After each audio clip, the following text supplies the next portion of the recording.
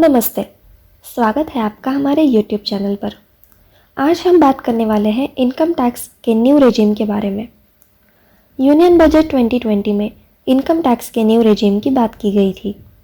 Accordingly finance act 2020 से income tax act 1961 में section 115 BAC को इंट्रोड्यूस किया गया है। मतलब न्यू रेजिम के लिए रेलेवेंट सेक्शन है section 115 BAC of income tax act 1961। कुछ बेसिक्स देख लेते हैं। ये रेजिम ऑप्शनल है। ये रेजिम सिर्फ इंडिविजुअल और HUF के लिए है। ये रेजिम फाइनेंशियल ईयर 2021 से एप्लीकेबल है। अब देखते हैं ये न्यू रेजिम क्या है। बेसिकली न्यू रेजिम में एग्जिस्टिंग टैक्स स्लैब्स को रीस्ट्रक्चर किया गया है और उसके बदले में असेसी से कुछ एग्जम्पशंस और डिडक्शंस निकाल लिए गए हैं। ये है पुराने टैक्स स्लैब्स और यह है नए टैक्स स्लैब्स। जैसे कि स्क्रीन पर दिखाई दे रहा है, पहले दो स्लैब्स तो दोनों ही रेजिम में सेम ही है। 5 लाख टू 10 लाख इस स्लैब का ओल्ड रेजिम में रेट था 20%। इस स्लैब को नए रेजिम में दो पार्ट्स में डिवाइड किया गया है।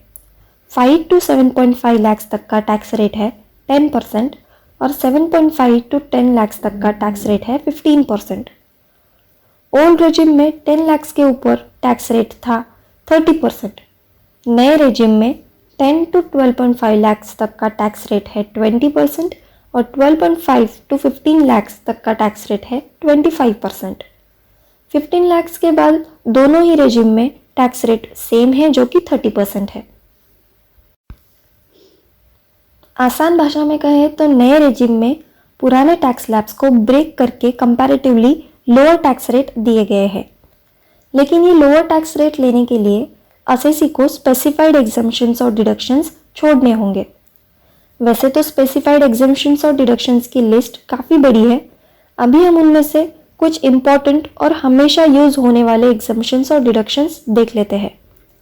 House rent allowance, standard deduction of 50,000, interest on housing loan, mediclaim, interest on saving account, donation और सबसे ज़्यादा यूज़ होने वाला ATC, जिसमें life insurance premium, UTI, ELSS, public provident fund, employ provident fund, tuition fee, repayment of principal amount of housing loan, ऐसे deductions आते हैं। Business related exemptions और डिडक्शंस जैसे SEZ यूनिट के exemptions, additional depreciation on plant and machinery. गौर कीजिए, यहाँ पर additional depreciation को निकाला गया है, मतलब नॉर्मल डिप्रिसिएशन क्लेम किया जा सकता है। एक्सपेंडिचर ऑन साइंटिफिक, सोशल और statistical research. Deductions for specified business जिसमें cold chain facility, business of operating and building 2 star और अबव होटल, बी कीपिंग, ऐसे बिजनेस आते हैं। सेक्शंस की बात करें तो ये है सारे relevant sections for exemptions and deductions जो असेसी को इस नए रेजिम में नहीं क्लेम करने हैं। यहाँ कई लोगों को ये सवाल आता है कि सेक्शन 87A में जो 12,500 की रिबेट दी गई है, जिसकी वजह से 5 लाख तक का टैक्स ज़ीरो हो गया है, वो रिबेट न्यू रेजिम में मिलेगी या नहीं मिलेगी? तो इसका जवाब है कि सेक्शन 87A में जो 12,500 की रिबेट दी जाती है वो न्यू रेजिम में भी दी जाएगी। तो अगर किसी असेसी को नए टैक्स रेजिम को ऑप्ट करके लोअर टैक्स रेट चाहिए तो उसे ये सारे एग्जम्पशंस और डिडक्शंस छोड़ने पड़ेंगे। जैसे कि हमने देखा न्यू रेजिम ये ऑप्शनल है, तो अब इसके ऑप्ट इन और ऑप्ट आउट के प्रोविजंस देख लेते हैं। यहाँ एलिजिबल असेसी यानी इंडिविजुअल और HUF को दो कैटेगरीज में डिवाइड किया गया है। एक जिनकी PGBP इनकम है और दूसरे जिनकी इनकम अदर देन PGBP है।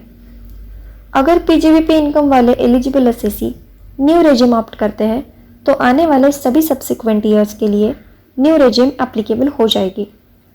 ऐसे असेसी अगर चाहे तो किसी भी सब्सिक्वेंट ईयर में न्यू रेजिम से ऑप्ट आउट कर सकते हैं। एक बार न्यू रेजिम से ऑप्ट आउट करने के बाद ऐसे असेसी को फिर से न्यू रेजिम को ऑप्ट करने का मौका नहीं मिलेगा और उन्हें ओल्ड रेजिम के हिसाब से ही टैक्स भरना होगा। वेयरएज अदर देन PGBP वाले असेसी को हर साल अपने लिए न्यू रेजिम या ओल्ड रेजिम चुनने का मौका मिलेगा।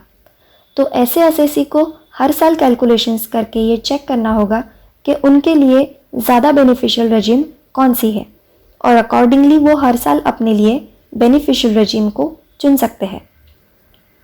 तो अब किस असेसी को कौन से रेजिम में जाना चाहिए ये डिस्कस करते हैं। एनी असेसी जो 2.5 लाख से ज़्यादा एग्जम्पशंस और डिडक्शंस क्लेम करता है उसे ओल्ड रेजिम में ही जाना चाहिए। अब इस स्टेटमेंट के पीछे एक लॉजिक है जो इस वीडियो में एक्सप्लेन करें तो वीडियो बहुत लंबी हो जाएगी। अगर आप क्यूरियस है इस लॉजिक को जानने के लिए तो प्लीज़ कमेंट सेक्शन में लिखें और हम इस लॉजिक पर एक अलग से वीडियो बना देंगे। तो अगर असेसी के एग्जम्पशंस और डिडक्शंस 2.5 लाख से ज़्यादा है तो उसे ओल्ड रेजिम में ही जाना चाहिए।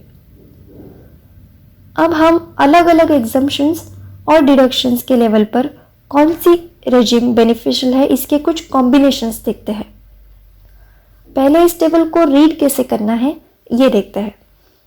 जैसे अगर असेसी के एग्जम्पशंस और डिडक्शंस 25,000 है और अगर असेसी की इनकम 5,50,000 से ज़्यादा है तो न्यू रेजिम बेनिफिशियल है और अगर 5,50,000 से कम है तो ओल्ड रेजिम बेनिफिशियल है।